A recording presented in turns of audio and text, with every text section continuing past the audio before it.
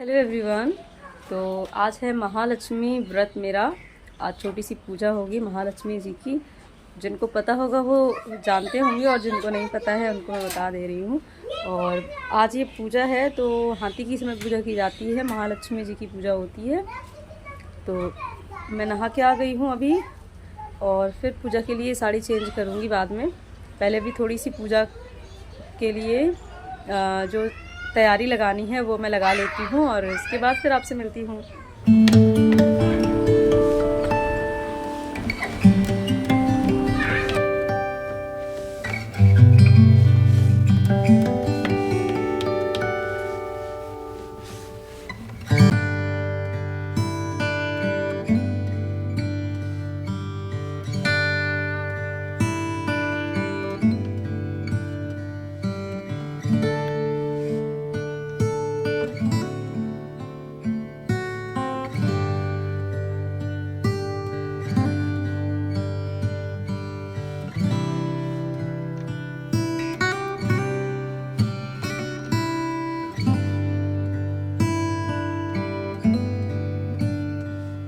तो फ्रेंड्स, किसी भी पूजा में जब हम बैठते हैं, किसी भी पूजा के लिए तैयार होते हैं तो बालों को बांध के अच्छे से तब पूजा में बैठना चाहिए, ऐसा हमारे यहाँ मानते हैं। तो इसीलिए मैं सोच रही हूँ बाल जितने जल्दी हो सके थोड़ा सा सूख जाएं तब मैं बांधूं, क्योंकि गीले बाल अगर बांध लेंगे तो फिर झड़ते ज़्यादा हैं। वैसे ही मेरे बाल बहुत ज़्यादा झड़ते हैं और इतना टाइम मेरे पास नहीं रहता है कि मैं एक्स्ट्रा टाइम दूँ बालों को। तो सोच रही हूँ थोड़ा सा सूख जाए तो फिर बांधूँ इनको, तब तक मैं अपनी पूजा की तैयारी वगैरह लगा लेती हूँ। और यशवी भी नहा धोकर रेडी है क्योंकि आज कन्या खाने जाना था उनको।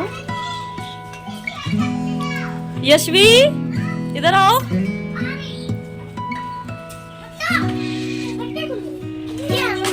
हाय बोलो। हाय। अरे अच्छे से हाय बोलो। आज जो लोग गया गए थे वहाँ से आ गए हैं। तो क्या हो रही है यशवी?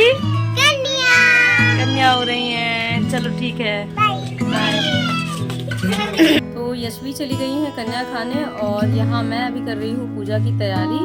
तो महालक्ष्मी व्रत में जितने लोगों को पता होगा वो जानते होंगे कि हाथी की पूजा की जाती है और लक्ष्मी जी की पूजा की जाती है, जिसके लिए हाथी जो है मिट्टी का हाथी मंगाया जाता है। और फिर ये बेसन जो बिना नमक का बेसन है उसे सारी चीज़ें बनाकर तैयारी की जाती है। तो मैंने भी हाथी जो है मिट्टी का मंगा लिया था। और यहाँ गांव में तो जो मिट्टी की चीज़ें बनाते हैं वो लोग दे जाते हैं घर पे ही, तो मुझे भी दे गए थे। और अभी मैं हाथी को रंग लगा रही हूँ क्योंकि पहले हाथी को सजाना है और उसके बाद खुद तैयार होना है। तो मैं जल्दी जल्दी कोशिश कर रही हूँ और बहुत जल्दी ही पंडित जी आने वाले हैं। और मेरी तुलसा ना पानी की ज़्यादा होने के कारण पूरी सूख गई थी, अब हल्की हल्की थोड़ी थोड़ी सी हरी भी हो गई हैं, नई नई पत्तियां निकलने लगी हैं। बहुत अजीब पेड़ लगने लगा है क्योंकि सारी पत्तियां झड़ गई थी इसकी पानी ज़्यादा होने की वजह से। और बस अभी मैं अपने हाथी को तैयार कर रही हूँ और पूजा की थाली मेरी लग चुकी है। पंडित जी आने वाले हैं और देखती हूँ, वैसे मैंने सोचा था साड़ी चेंज कर लूँगी पर देखती हूँ अगर पंडित जी आ गए तो फिर नहीं करूँगी चेंज। वैसे मैं सोच रही थी कि मैं कोई रेड साड़ी पहन लूँ क्योंकि पूजा में रेड या येलो साड़ी ज़्यादा शुभ होती है। और फिर देखिए मैंने भी रंग लगा लिया है हाथी को तैयार करने के बाद। और यहाँ ये आप देख सकते हो यशवी और देवू दोनों ही उन्होंने अपने हाथों से रंग लगाया है खुद से, और हाथों का भी पूरा हाल बुरा कर लिया है, प्लस में कपड़े और पैरों का भी हाल बुरा कर लिया है। तो ये तो बच्चों का चलता ही रहता है, जब भी मैं रंग लगाती हूँ तो ये दोनों ज़रूर से अपने हाथ पैर सब कर लेती हैं ख़राब और सभी को हाय बोल रही हैं, यशवी भी और देवू भी। देवू है जो मेरे देवर की बेटी है। और यहाँ देखिए पंडित जी आ गए थे कथा कहने के लिए, तो फिर मैंने साड़ी चेंज नहीं की क्योंकि मैं रेड ब्लाउज़ पहनी थी और इस साड़ी में भी रेड वर्क है, तो फिर मैंने सोचा चलो चल जाएगा। वैसे मैं रेड साड़ी ही प्योर रेड जो मेरे पास है वो पहनने वाली थी पर नहीं पहना। और बस फिर अब हम लोग पूजा करेंगे, पंडित जी कथा कहेंगे। और वैसे मैं अपनी सारी जो भी मेरे यहाँ पर पूजा प्रथा और संस्कृति जो भी मानते हैं लोग, मैं सब कुछ मनाती हूँ। और जो चीज़ मुझे ज़्यादा ओवर लगती है उस पे मैं थोड़ा-सा सोच लेती हूँ कि सबको ज्ञान देने की बजाय मैं अपने लिए ही फ़ॉलो नहीं करती हूँ, जो चीज़ मुझे पसंद नहीं आती है या जो चीज़ मुझे ज़्यादा ओवर लगती है कि ऐसे कुछ नहीं होना चाहिए तो। और बाकी सारी चीज़ें मैं मना लेती हूँ क्योंकि इसमें मुझे लगता है किसी का कोई नुकसान नहीं है, किसी को कुछ हानि नहीं पहुँचेगी। बल्कि ये तो एक आस्था है, मानना तो ना मानना, मानना ये अपने ऊपर होता है। अगर किसी का कुछ नुकसान होता है किसी चीज़ से, तो फिर मैं वहाँ पर थोड़ा-सा रिएक्ट करती हूँ, अदरवाइज़ मैं बिना किसी ज़्यादा सोचे मैं सारी चीज़ें मान लेती हूँ। और अभी पंडित जी कथा कह रहे थे और साथ-साथ में हम लोगों को 2-2 चावल के साबुत जोड़े बना के अलग करने थे क्योंकि इस पूजा में लास्ट में जब कथा हो जाती है तो फिर 2-2 साबुत चावल के दानों के साथ में जो महालक्ष्मी जी के 16 मंत्र बोले जाते हैं, पंडित जी बोलते हैं, तो उनके साथ में उनको 2-2 चावल के दाने अर्पित किए जाते हैं। तो कथा सुनते-सुनते हम लोगों का ये काम रहता है कि हम लोगों को हाथ में चावल लेके इस तरह से 2-2 जोड़े अलग-अलग साबुत चावल निकालने होते हैं। तो फ्रेंड्स, जैसे कि आपको पता ही है, मैं एक हाउसवाइफ़ भी हूँ और मेरी एक 5 साल की बेटी भी है और साथ में मैं अपनी गवर्नमेंट जॉब की प्रिपरेशन भी करती हूँ।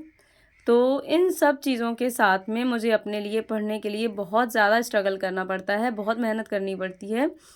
पर कभी भी मैं ये नहीं सोचती हूँ कि इन सब चीज़ों को छोड़ के मैं अपनी सिर्फ़ पढ़ाई पर फ़ोकस करूँ। क्योंकि केवल पढ़ाई करना ही एकमात्र उद्देश्य नहीं होना चाहिए हर किसी का। आज जो समय है, पता नहीं कल क्या हो जाए क्योंकि कल का किसी को नहीं पता है, एक पल में क्या हो जाए, कोई नहीं जानता है। तो आज को, इस पल को जीने के साथ-साथ हमें आगे की तैयारी करनी चाहिए, मेरा ऐसा मानना रहता है। इसीलिए जो आज का समय है और इस समय में हम जिस भी तरह से एन्जॉय कर सकते हैं, अपनी लाइफ़ को खुशी से जी सकते हैं, उसका मैं पूरा ख़्याल रखती हूँ। बजाय ये सोचने के कि जब सब कुछ सही हो जाएगा तब सब कुछ अच्छा-अच्छा मनाएँगे, तब सब कुछ अच्छा-अच्छा जिएँगे। इस तरह का सोचने से ज़्यादा अच्छा है कि आज जो समय है, उसको अच्छे से जिया जाए। क्योंकि पता नहीं कल इससे भी अच्छा समय मिले या ना मिले, मुझे ये चीज़ लगती है कि एक पल का इंसान का भरोसा नहीं है और लोग दसों साल की प्लानिंग करके बैठ जाते हैं। पता नहीं उन 10 सालों में क्या से क्या हो जाए और इंसान कहाँ से कहाँ पहुँचे। तो बेहतर है जो आज है उसको भी जियो और साथ में आगे की तैयारी भी करते चलो। इससे आप आज के समय को खोओगे नहीं और जब आज का समय बीत जाएगा और कल हो सकता है आपके साथ बहुत अच्छा भी हो जाए और हो सकता है बुरा भी हो, तो अगर उस बुरे वक़्त में अपने पिछले समय को याद करो, तो आपको कष्ट नहीं होगा कि काश हमने उस समय को जी लिया होता।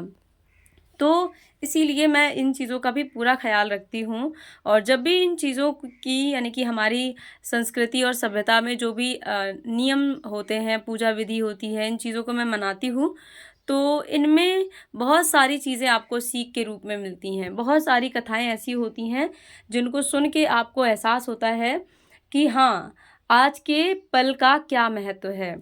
तो बस आज की कथा जो थी, अगर आप लोग कभी कहेंगे तो मैं सुना सकती हूँ और बाकी इस कथा को सुन के मैं बहुत सारी चीज़ों को सुन रही थी, सीख रही थी, समझ रही थी और बस यही एक अच्छी चीज़ मुझे लगती है, इसीलिए मैं इन सभी नियमों को, सभी पूजा विधियों को मानती हूँ।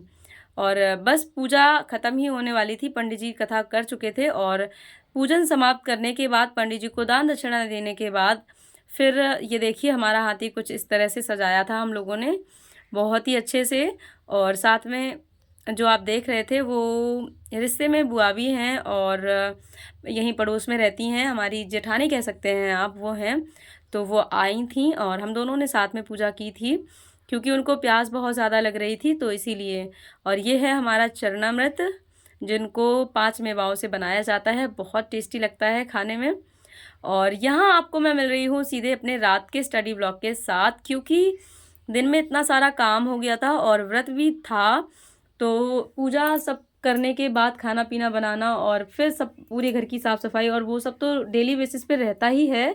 और जो एक्स्ट्रा पूजा वगैरह हो जाती है तो उसमें पढ़ाई का टाइम जो है चला जाता है। तो फिर इसलिए मैंने शाम को अपना डिसाइड किया था कि अब मैं पढ़ने बैठूँगी और मैंने पूरे 2 घंटे की पढ़ाई की थी। एक साइंस की बुक है ये 8th क्लास की, जिसको मैंने पढ़ा था और जितना मुझसे ज़्यादा से ज़्यादा हो सका मैंने पढ़ा था। मैंने लगभग 3 चैप्टर इसके पढ़ लिए थे, क्योंकि ये एनसीईआरटी नहीं, ये यूपी बोर्ड की हिंदी मीडियम की बुक है, तो इसलिए इसको पढ़ना मेरे लिए बहुत आसान था। इसलिए मैंने इसके झटपट-झटपट 3 चैप्टर पढ़ डाले और मैं कोशिश करूँगी इसे 3 से 4 दिन में फ़िनिश कर दूँ, इसके सारे चैप्टर पढ़ लूँ। क्योंकि अब मेरा फ़ोकस जो है सबसे ज़्यादा यही है कि मैं अपने सब्जेक्ट को स्ट्रॉन्ग करने पर ज़्यादा ध्यान दूँगी। क्योंकि आगे का जो मेरा लक्ष्य है वो सबसे पहले टीजीटी है और अगर 6 टू 8 की वैकेंसी कहीं आती है तो फिर मैं उस पर भी ध्यान दूँगी, क्योंकि ऑब्वियस सी बात है कि टीजीटी के अपेक्षा 6 टू 8 की वैकेंसी जो है आसान हो जाएगी। तो सब्जेक्ट अगर स्ट्रॉन्ग होंगे तो सभी वैकेंसीज़ के लिए आसानी रहेगी और टीजीटी के तो मतलब बहुत कम वैकेंसी आती हैं, इसीलिए थोड़ा-सा मुझे डाउट भी रहता है और 6 टू 8 की भी वैकेंसी ऐसी बहुत ज़्यादा नहीं आती हैं, तो इसमें भी मुझे कुछ क्लियरिटी समझ में नहीं आती है। तो सबसे अच्छा मुझे यही लगा ऑप्शन कि अगर मैं अपने सब्जेक्ट स्ट्रॉन्ग करूँगी, तो कोई भी ऑप्शन मेरे सामने आता है, कोई भी वैकेंसी मेरे सामने आती है, तो मैं उसको बहुत आसानी से टैकल कर पाऊँगी, बहुत आसानी से पास आउट कर लूँगी।